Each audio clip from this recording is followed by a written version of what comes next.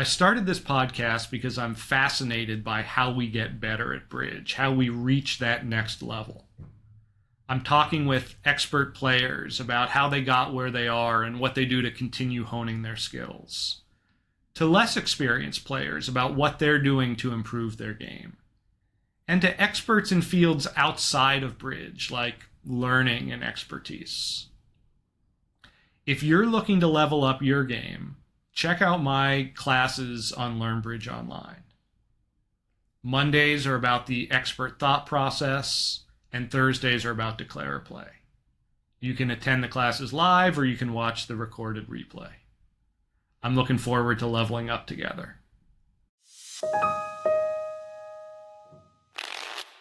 I am joined this week by Avery Silverstein. Avery, welcome to the podcast. Thank you for having me. All right, let's start with how did you learn bridge? I started learning when I was 5, so that's almost 12 years ago now. It's kind of been around my whole life. I mean, since I can remember, my parents have run bridge clubs, and I was around it all the time, and it was all they would talk about. So I was like, I can't not understand what's going on anymore. I need to at least know how the game works. So I started learning how the game worked. I think I played my first club game when I was around 6. And from there, it's just been getting more and more intense, I guess, until the point we are now. So was there a while there where you were like, this is stupid? Or did it always just kind of attract you? I mean, I never thought it was stupid. It always made sense to me. Maybe it's just because I grew up around it, but I was like, yeah, this is what I'm supposed to be doing. Did your parents actively teach you at all, or did you just kind of pick it up? My dad definitely helped me, but for the first couple years, I would watch it and then I would ask stuff and he would answer it, and then he would kind of give me like supplemental advice, sort of telling me like, oh yeah, this is why you do this, whatever. I remember specifically for the first maybe 3 years,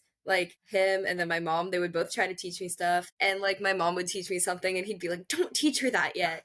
What about books? Did you like reading bridge books? I get made fun of for this a lot, but I've never read a bridge book in my life. Interesting. Do you like reading in general, like at school? It's not that I don't like reading. I mean, I don't read super often outside of school, but that's mainly like a time thing. I don't hate reading at all. I don't know why. I've just never done it. Okay, well, there's some good ones out there. I wrote a couple. They're not bad. All right, so then when did you get involved with the USCF junior program? So I joined the program in 2019, I believe. I remember because it was back when Michael Rosenberg was running it. So what has that experience been like for you? It's been great. I can't ask for much better. It's how I met a lot of my close friends and teammates. It's definitely how I got more involved in the game, because I would say I started seriously, like really seriously playing bridge around 2022. And that was because I was playing the junior trials that year. And ever since then, it's just picked up at an exponential rate. How do you make time for bridge with school? It's hard for sure. I sort of structure my life in a way that I can go to school in the morning. Sometimes I'll play during free periods and stuff, but it's mostly go to school in the morning, come home, do some sports stuff, and then I play bridge. So every night it's just on BBO playing bridge? More or less. How many hours a week would you guess you're spending on bridge? Well, let's think. It depends, because obviously if I'm at a tournament or something, it's an insane number. But other than that, I have junior training on weekends for 2 hours on Saturday and Sunday, so that's 4 hours right there. And then throughout the week, I would try to say I like to try and spend an hour a night plus like an hour doing whatever else. So that puts me up to 9 if I can do math. Yeah, that's not bad. And then you were in Italy a couple months ago at the World Championships, right? Yes. How was that? Tell us about that experience. It was amazing. I mean, my first World Championships was in 2023 in the Netherlands.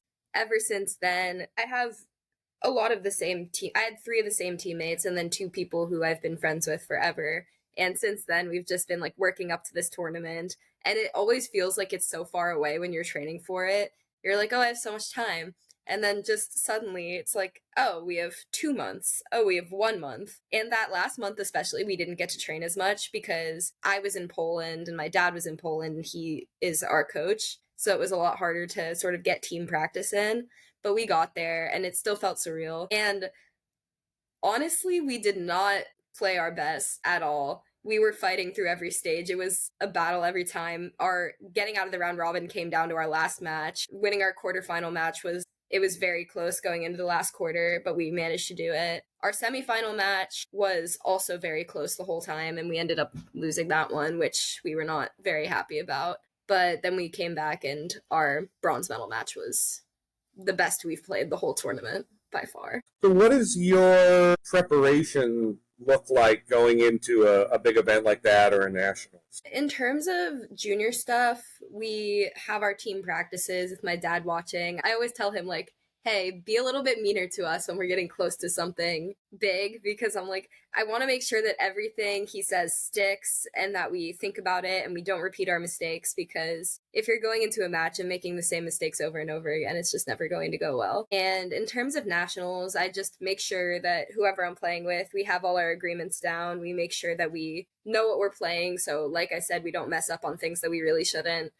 And just mental preparation too. I mean, getting ready for a long tournament like that, because it's really a lot of endurance and it's easy to get tired at the end of these big tournaments. So I guess trying to do my best to fight that. What do you do to fight that? In terms of when I'm there, I try to make sure I'm not out too late too many nights, because otherwise I'm just going to be tired. And in terms of the actual bridge, I'm not going to say I don't do this, because I think everyone does, but I try to not spend the entire night like talking about hands, because I've already played for like 7 hours. I don't want to think about the hands I played for the next 6. What do you think about diet and physical fitness and things like that? Like, do you think they play into bridge success?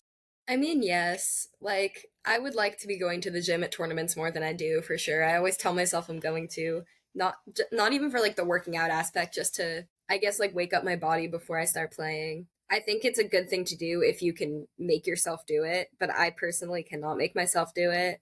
And in terms of diet, just making sure you eat before you play. That's a big one. You don't want to be sitting in the middle of the session like with no energy because you haven't eaten, which I have done too many times, and it never goes well. Or have eaten too recently and like all of your blood is in your gut digesting. Yeah, for sure. It's a balance. I've been there. Yeah.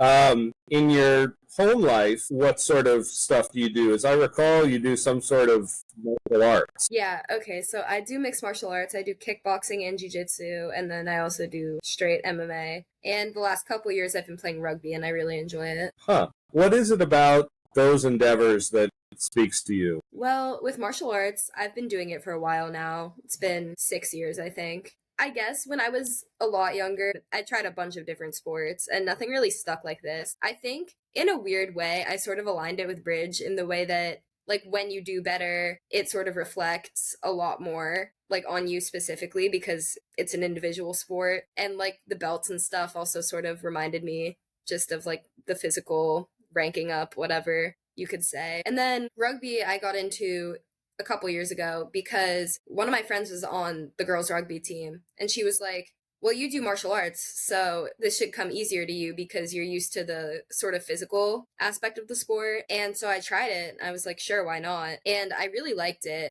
how competitive it is. I like, obviously, that it sort of hones in on my skills a little bit. And it's just fun. Like, I get to be with my friends while still getting that, like, competitive experience. And in terms of sports, I've never really been on a team like that before, and it was a nice experience to have, for sure. It's interesting that you've chosen, in physical sports, like, the most physical, and then a mind sport that's, like, the least physical. Yeah. Do you think there's anything going on there with that dichotomy? Everything that I've done in general outside of school, I've done because it feels natural to me. I've done it because it feels correct to me. I think the bridge instincts just, they're there because they've just been around my whole life. I don't think I could have escaped it even if I wanted to. Like, I don't think there was ever going to be a world where I didn't learn bridge. Even if I actively tried not to, I think at some point I still would have ended up playing. Yeah, on the opposite end of the spectrum. I started with kickboxing, and we were doing it on the bag, so it wasn't as physical then.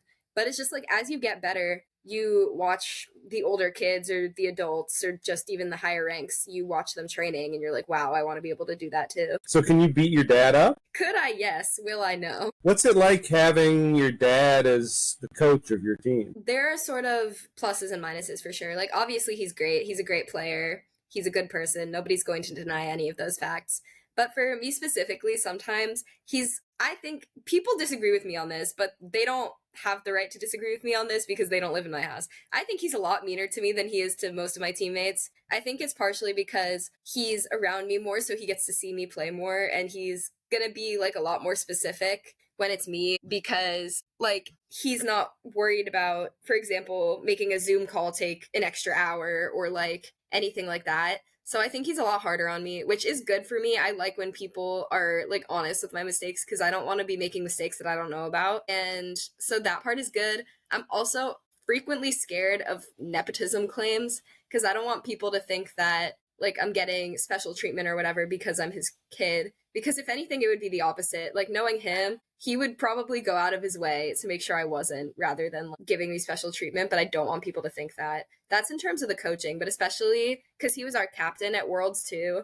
And I was like, if I play extra sets, I don't want them to think I'm playing extra sets because I'm his child. I want them to think I'm playing extra sets because I played well and I earned it. Yeah, and you have not played a lot of women's events. Is that right? Have you played any? I have never played a women's event, no. Tell me about that decision. In terms of like nationals and stuff, all my partners have been men. So that I haven't really gone out of my way to find women partners because I'm very happy with the partners I have. Like they're all great people. And in terms of juniors, back in 2022, Alex Kolesnik emailed me and he was basically like, we're going to send a USA 2 team for U16 and we're going to send a USA 2 team for women's. Which would you like to do? You can be on either one if you want. And at the time, I wasn't really sure what I wanted to do because my partner at the time, Jack, was a year older. So he was born in 2007 and the cutoff was 2008. So originally I'd thought that if I played U16, I couldn't play with him.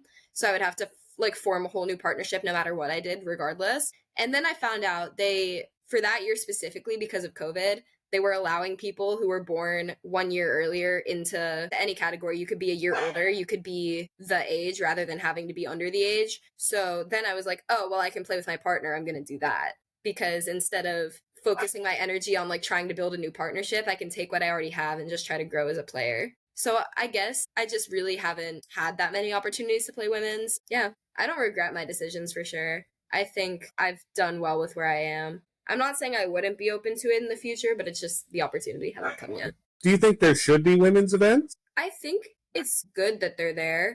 I think that people enjoy them, but I don't think that they're lesser events per se. Like just because they're restricted, I think it's the same as like a mixed or anything like that. Like they're just doing it to sort of have some variety. And a lot of it is just because there's so many more men playing bridge than there are women. It's good to sort of filter that out a little bit, I think, and kind of hone in on it. Do you remember the moment that you thought, I might be kind of good at this game? Yes. So this moment came, I would say, between the 2022 junior trials and the World Championships in 2023, because during that time, I remember this very specifically, me and one of my great friends and partners, Ethan Durman, we would text almost every day, like, we're gonna go and we're gonna prove everyone wrong, because we were USA 2 and we were like sort of a manufactured team that nobody really thought was going to do well. Like they were like, oh, it's so great that you're sending 2 USA teams, but they weren't thinking, oh, there are 2 competitive USA teams. So we wanted to be really good because of that, and we sort of pushed each other to keep growing and keep improving. And I was playing so much bridge at this point. Like I think I won the Mini McKenny that year from how many tournaments I went to for my category, not intentionally, just because I was going to so many tournaments. I was playing so much. And as I sort of progressed, there was a moment probably in March or April where I was just like, wow, I've gotten a lot better. And I've gone from someone I wouldn't say I was bad. I kind of was, but I wouldn't say I was bad. It was more so just that like I clearly didn't have as good of a sense for things as I did in that moment. And I was like, wow, I've really come a long way in just these few months. And from there, I was just excited to see how much I could do. So what do you think the difference was between that Avery and the one a few months earlier? I guess it was just the competitive opportunities. Like, I'd been around bridge for a long time, but I hadn't really been involved in doing junior trials or anything like that. It was more so just, like, I would go to summer nationals, and that would be my tournament every year, and that was it. And so many more opportunities were opening up, and I wanted to be able to rise to the occasion and prove that I belonged there. Do you remember, like, what the process was for you of learning how to count out hands? I think that part sort of just came with having played for a long time because obviously when I was 5, 6, 7, my parents weren't really concerned with me being able to count out hands. They wanted me to know how to play the game. They gave me a few tips, sure, but it was more so just as I like got through playing more hands, I sort of realized that maybe it would be a good thing to count them out, figure out what's going on. You get better at that the more you play. It's more natural for sure. I have always heard my dad telling beginners, like, start by making sure you can keep track of trumps, then see if you can keep track of trumps in another suit. And like you just sort of build up like that. And eventually it just becomes second nature. What are the mistakes that you see people making at the junior level consistently? I think for juniors, the biggest mistake is just playing too fast. Like, it's not even anything specific. It's just, like, I know there are so many people who they do things, and if they had just taken 5, 10 more seconds, they would never have made that mistake. If they had just thought it through, they would have gotten it right, myself included. I'm definitely guilty of playing too fast a few times, like, a lot. I think that's a problem for everyone, but specifically juniors, because they always want to play fast. Like a lot of times at juniors, you're playing against someone you've competed against for years and you just want to, like, either it's you're trying to match their pace and then you mess up because you need time to think, or it's just like you want to play fast and like show off, I guess, and then you do something stupid. So what have you done knowing that about yourself to try to slow down? Sometimes I just like put my cards down on the table.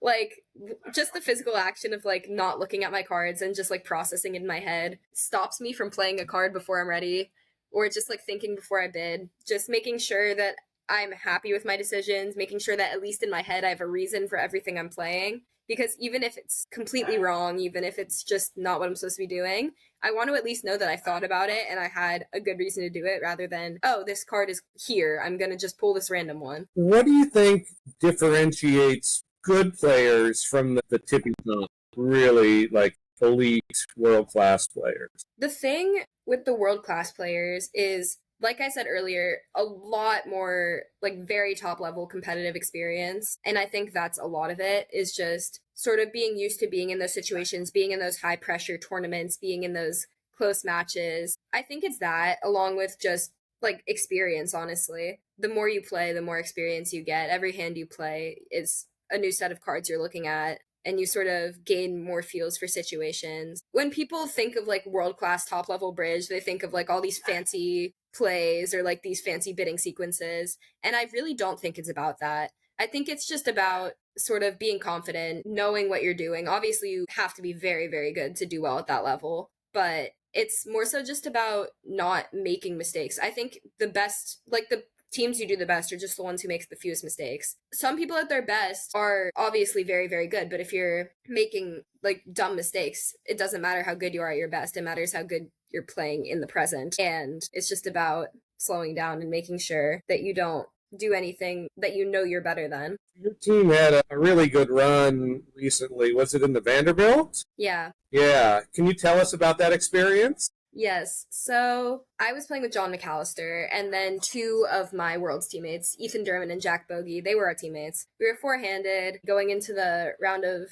64. We were like trying to see if we would have like a three-way match or a four-way match. We were hoping for that because that would probably be our best chance. And I remember I was playing the NABC Plus pairs with my dad, and John was playing with Joe Grew. And they were north-south at the table, like right next to us, and we were north-south. And I remember I was playing, and Joe walks back and he goes, "John, we're playing you tomorrow." And I was like, ooh, that was not a great outcome for us. But okay, we can just try our best, see what happens. At least it'll be a fun match. Like, these are great guys.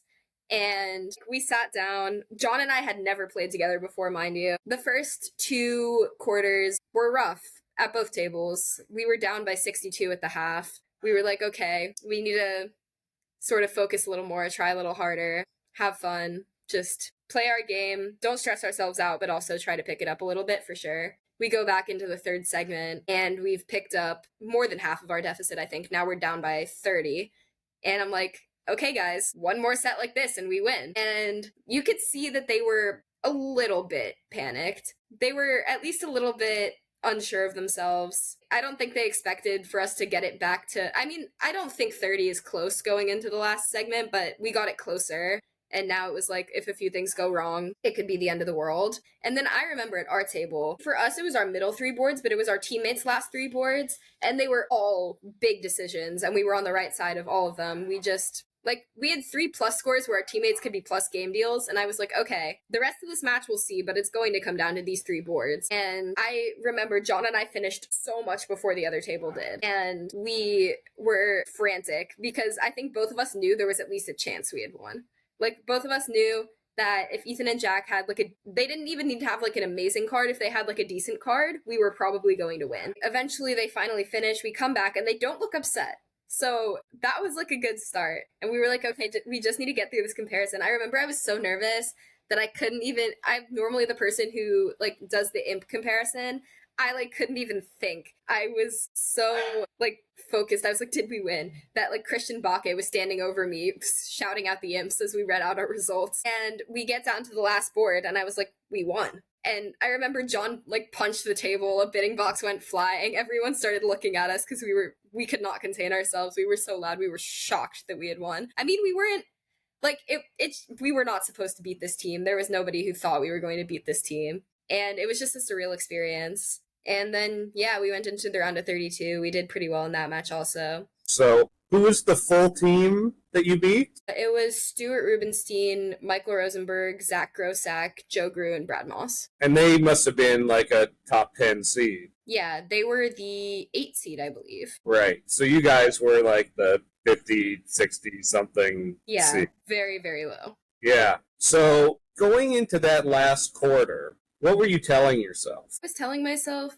okay, obviously these are very good players. I wasn't going into it necessarily hopeful because I don't like to give myself false hope like that. And I think for me at least, it's better if I'm not 100% confident. Because if I go into a match thinking oh, I'm just going to win this, then I'm going to be careless. I need to make sure I'm at the level where I'm there's still a chance. You just have to do what you need to do best and just see what happens. And then you have those 3 really good results. Yeah. What are you feeling at that point? It was unreal to me. The first one came in and I was like, okay, this has to be good. They had an accident against us. And I was like, okay, excellent. We need this for sure. It's a third of our deficit right there, basically. It's a double-digit swing. And then there's a second one in a row. And at this point, they have another accident. They get to a grand just off a caching trick. And I'm like, okay, this is another almost for sure good board. I was thinking even if our teammates missed the slam, we're still okay. At this point, I was a little bit in shock. I was like, that's 2/3 of our deficit gone. I remember we were playing against Zach and he took a little break. He went to go do whatever he was doing. And then he came back and there was just a third accident in a row. And I was like, there's no way. So what did you observe from Zach? He was playing with Michael, I assume. He was playing with Stu. He was playing with Stuart. Stuart was in the last set. Okay. So what did you observe from them, in their body language after these 3 disasters? Zach, he was definitely mad after the first 2. He went for his little walk. He came back maybe 10, 15 minutes later. Then he put on this, what I thought was a pretty fake smile. He was like, hey, it's okay. We have to play our best for the rest of these boards. If they win, it's a great result for them. If there's a team I want to lose to, it's them. And he had this smile plastered on his face the rest of the match. After that, I think he had just sort of calmed down and moved on. Stu was very visibly nervous. You could see it on his face, he was in distress. And I felt bad, honestly, because I know what it feels like to sit there and be like, wow, this is going terribly, especially when you're in the middle of the segment. Obviously, you can't let it get to you too much because there's still so many boards, and especially because they were already up by 30. Even though this could have potentially been 30 imps back to us and now it was tied, that gives you even more of a reason to try your hardest on every board after that. And he didn't break down, but he was definitely visibly upset. And did you feel yourself kind of dig in at that point? Hey, we're going to win this, or we can win this? Yeah, because they were the last 3 boards numerically. It was 13, 14, 15. But for us, that was the halfway because we started the back half of the boards. And I was like, okay, we're halfway through this. I'm going to treat it like we're tied. Even if that wasn't going to be the case, even if our teammates repeated one of their accidents or just because anything can happen, I was like, I'm going to treat it like we're tied and I'm going to just try to do my best on every board and hope that, we can hold it together. And that set it felt like we didn't do anything crazily wrong. Like, obviously, there's going to be a couple imps here and there over tricks, whatever. Okay, so that night, you've just like had this huge upset, biggest win of your life. How do you celebrate but still be ready to play the next day? I think it's just a balance of like making sure that you give yourself time to appreciate what you've done, and while still making sure that like you're not going crazy, like staying out all night, not taking your time to rest, because ultimately we still did have our round of 32 match the next day. But I remember it was in Memphis and everyone would sort of just like hang out downstairs. So my teammates and I, we just stayed downstairs for a while. We got a bunch of congratulations, which is always nice. And we just sort of let that soak in a little bit, like really get to appreciate like what we had done. And then we just went to bed to make sure that we would not be tired the next day, because like after we go out and we give it our all in a match like this and we come out on top, like to lose the next day because we were just being stupid when this is an insane opportunity, like that would just be a waste. So who did you draw in the round of 32? We drew Team Hella, so it was Bob Driver and Rico Van Proeven, and then Jack Zhao and Jerry Stamatov, and then Rob Hella, and the other guy's name is Ed. I don't remember his last name, but that was the team. That's a bunch of pros. It's another really strong team. For sure. Yeah. All right, so what's your mindset going into that match? Well, I was just thinking, you know, yesterday we proved what we can do against these top teams. We just have to go out there and do it again. Yeah, I mean, you'd already beaten a team better than the team you were playing. Yeah. Yeah. So how did that match shake out? I don't think we were ever losing. I think we won every segment. I think we won the first one small, and then we won the rest of them decently. We just sort of always had the lead. What was the margin going into the fourth quarter? Large, like 40 maybe. Okay. So what was your mindset there? Like, you have this lead, but you're playing a really strong team. You know, what were you telling yourself? It's basically, this is going to sound wrong, but just don't do anything stupid. It's like my dad in these matches, he always says boards on the floor. Like, push is basically like win 3. Like, if you can have a flat board, you're putting more imps in the bank because that just gives them fewer chances to win some back. And like, ultimately, it's just don't do anything crazy. Don't do anything stupid. Just try to make every result as flat as you can. Just don't try to be a hero. Play bridge. And if you play solidly, it's really hard to lose 40 in that amount of time. All right, so you win this one. You're into the round of 16. Was there some more celebrating that night? Definitely. People were still happy that we were still in it. They were like, you've beaten 2 very good teams. You have to go into tomorrow knowing that even if you lose, like, you've still done great. And yeah, we just needed to, again, take time, appreciate what we had done, but also be ready to play the next day. Yeah, and you're playing with house money at that point, right? No one expected you to be in the round of 16. Definitely not. And it was funny, too, because we played Dinkin the next day, and we were still the higher seed, because we were seed 8 and they were seed 9. And I remember, because I always get to the playing site very early, courtesy of my father. And I walk downstairs and Sam Dinkin walks up to me and he's like, hey, do you guys know what you're going to do with the seed yet? And I was like, wait, what? It didn't occur to me that we still had the seed. But he was like, yeah, do you know if you're going to like keep the seed or I'm like, oh, we're passing the seed for sure. But I was taken aback because I wasn't ready for the question. I hadn't thought about the fact that we were still seated higher, which was just amusing to me at that point. And then how did that match play out? I don't think it was close. The first set, we were down by a little. And then the second set, we dropped a bunch. And then the last 2 were close-ish. I think we maybe picked up a little and then lost a little or something. Did you feel like there was a letdown in the team, like how you played? Or it wasn't your day? We were definitely unhappy. That second set was just a disaster. It was definitely frustrating for us because we had felt like that other than that, we might have been able, if we had just had a normal second set, we could have kept it very close. But ultimately, I guess it was just our time to lose. So looking back on it months later now, what do you take away from that experience? Honestly, I'm just happy that I got to get that much high-level experience with my teammates. Like, these are my people. And we sort of just got to share our victory together, keep pushing forward. And I guess just the balance of like knowing that we had come so far and also knowing that we could do more. Like, it sort of felt like this is the first of many, because this is the first time that any of us had really gotten like a decent run into a knockout like this, and we're all obviously very young and there's so much more to go. So I guess it was just like being sad that it was over. I'm obviously still sad that we didn't get further. I'm always going to be sad that we didn't get further, even though there's no way we were supposed to. But just knowing that there's going to be more in the future. Does it change things for you when you now sit down against a really good pair or team? Do you feel like, yeah, we belong with these guys? Belong is a strong word. Like, I'm never going to think, oh yeah, I should definitely be playing against these people. Like, that makes sense. Even just like a couple weeks ago in Philly, I was playing the Roth with 3 people on my junior team, and we were maybe a little above average at this point. And then Klukowski and Noah sit down against us, and I'm like, this is not the draw we're supposed to be getting when we're slightly above average in the Roth. Like, it's obviously, it's still, I wouldn't say unsettling, but it's still like, wow, I need to play well against these people. But I'm always going to look up to them. Obviously, they have so much experience and they're very good players. But like a couple years ago, you probably would have been like, oh my God, I can't possibly compete with these guys. I mean, yeah, but Or not, maybe just youthful exuberance. Bring it on. like, generally, whenever I sit down against people like this, I know I'm not supposed to win. I know I don't rate to win, but I just want to try my best.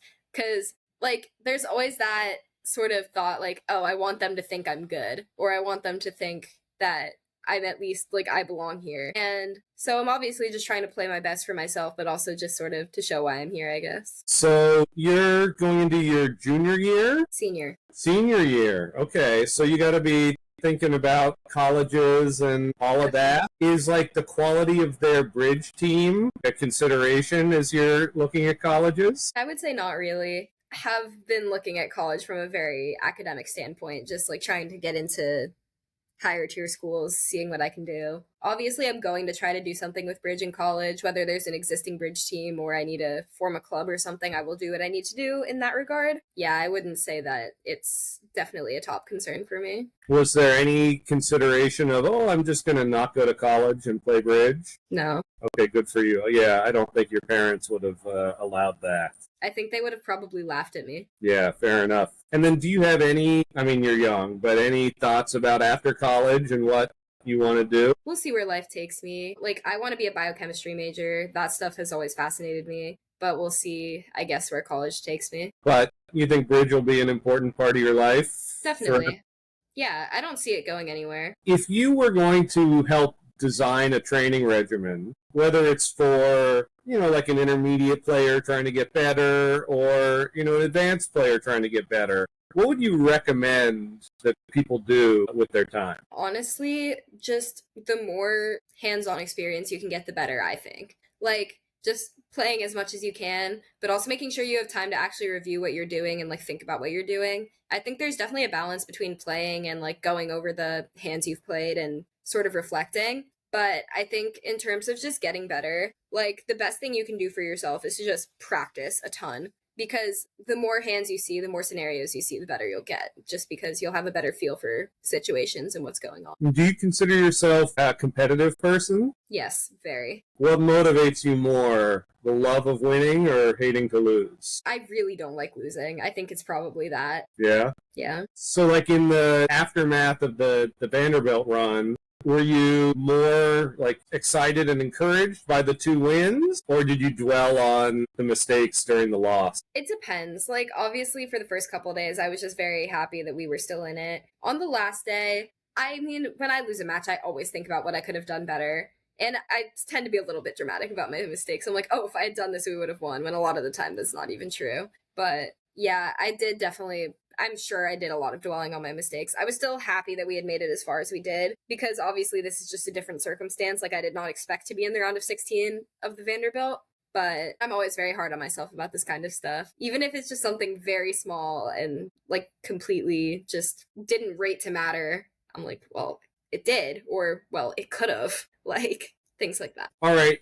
I'm going to ask you the normal question that gets asked to juniors, which is, what can we do to make bridge more appealing to young players? I think the thing with bridge is it's so intricate that it's almost scary to people, because there's so much to learn when you first start learning. It's like, there's so many steps. It's just figuring out, oh, how do I value my hand? How do I bid? How do I play the cards? There's so much that I think, like, almost chunking it would help. I'm not quite sure where this line is, but there needs to be a line between like so competitive that it's stressful and like so laid back that you're not learning anything. Because like I know that I would have definitely felt this way. If I feel like I'm not learning anything and I feel like I'm not getting anything out of it, like that'll immediately turn me off to whatever is going on. But also for newer players, like it can be a lot just jumping straight into this very competitive game, especially because like when you go to your first tournament, like everyone knows each other, everyone has known each other forever, and you can sort of feel alienated in that way. So I think it's just making sure that it's welcoming while still being challenging. So your junior friends who didn't have Bridge Pro parents, how did they get into it? There's a lot of different ways. Like Daniel Bailoff, my partner, last World Championships, he learned from his parents. Jack learned in school. Ethan learned from his grandma, I believe. And then I think Sam and Michael also learned from their parents. They've been playing together for years and years, and their parents are close friends, and I think they just taught both the kids how to play. So is that the only route? We need parents who play to teach their kids? That doesn't seem sustainable. No, I don't think so. That's just how I personally learned and how a lot of my friends learned. But I think it needs better advertising, I think. Because there's so many people my age or even younger where if you ask them about bridge, there's a good chance they'll just have no clue what it is. What do your friends in high school think about you being a bridge champion? I don't think they fully understand what it means. There have been so many times where I've tried to explain, or like I'll be practicing online while they're at my house and I'll like have them try to watch and see if they can at all figure out what's going on. But they think it's great. I mean, they're impressed for sure, saying that you're a world medalist in anything. They're very proud of me, and I'm at tournaments a lot and they know that, so they sort of, I guess they understand like how competitive I am and how I'm playing at the top level, and I'm very young to be doing that, because the people who do know what it is are like, oh, that's an old person game. So they're like, wow, you're out there like competing with the old people and you're doing so well. Have any of them expressed any interest in learning? No. Why not? I think they've sort of like focused on the fact that it's my thing. Like they're like, oh, that's Avery's thing. This is gonna sound egotistical or whatever, but they also see me as like fairly smart. So they're like, oh, that's a smart person game. Like, that's too complicated. Your friends must be smart. I'm not gonna say they're not, but bridge is just it's a whole different thing. And none of them have done anything like it, so. Have you tried starting a bridge club at your school or anything like that? No, you just don't think they'd be into it? I don't know. Where I live, it just doesn't seem like the right type of crowd for it. Disappointing. So you have played with a boyfriend and now an ex-boyfriend. What is that dynamic like? We're still very good friends. In terms of like when we were together, it would get a little bit stressful because, I mean, I'm very, very competitive, and like I just wanted to make sure that we weren't doing anything that we know we're better than. And I'm not going to say I was mean to him, because I definitely wasn't, but I would be like, hey, maybe we should try this, or maybe we should do this. And he would like listen. Sometimes I could tell it was a little bit much for him. But in terms of that, and then yeah, we broke up, and I think we've played better together since we broke up, honestly. Like, we seem to be more concentrated. We made day 3 of the LMs in Philly, which we were happy about. And yeah, we're still close friends, and I have nothing bad to say about him. Was there some worry when you broke up? Like, oh, we have this partnership and we're going to the World Championships together, and like, is this still going to work? I think my teammates were more worried about that than I was. Like, I know myself and I know him, and like we would never jeopardize ourselves or our teammates like that. Like, we knew that we were still going to be able to play together. What are some of your bridge goals going forward? Well, long-term goals, I want a gold medal at a junior championships for sure. I've gotten silver and bronze. It's my time. I need to get a gold medal. I'm very competitive, so for people like myself, it's more frustrating to come close than it is to not. Obviously, I'm still happy, but it's just, I've been so close twice now that I'm definitely ready for that medal. I want to keep improving and doing well in national events. I want to play more bridge in Europe. I honestly love the European tournaments. Like, they're a lot of fun, and I want to keep going to them. And yeah, I think that's where I'm at right now. All right. Well, we all wish you the best of luck, and yeah, thanks for being here. Thank you.